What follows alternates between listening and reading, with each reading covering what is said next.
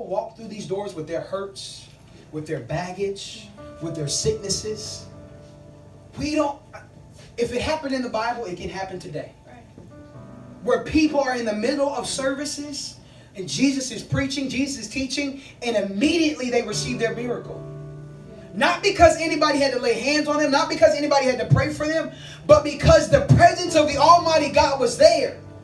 And it made everything else available to not just us, but to anybody and everybody that would be in the room, no matter their trial, no matter their storm, no matter their sickness, no matter whatever their need was, because we made the presence of God available with the right intentions. God said, now I can move.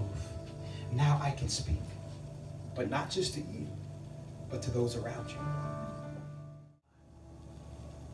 What would it look like? What would it look like? By our passionate pursuit of God with the right intentions, to just begin to worship God. Completely abandoned to what's going on in our lives. Not worried about who's around us. Not worried about what other people are going to think. Not worried about what time it is. What would happen? I'll tell you what happened. God would come down. And God would meet us. And God would give us the word that we so needed to hear.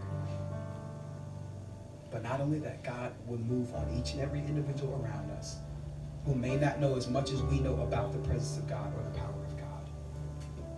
How many want to experience God in that way? How many want to experience God in that way?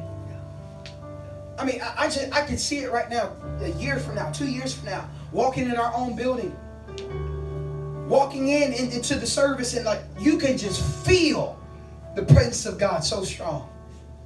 You can just feel it. And you look around and people are getting up out of wheelchairs. All right.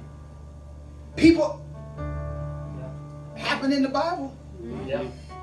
God has given us the power and the authority to do the same thing. Yeah. But it only happens for those who pursue God with the right intentions. It's our responsibility to pursue God in worship with the right intentions and with the right heart. And in doing so, things like that will be our normal everyday church.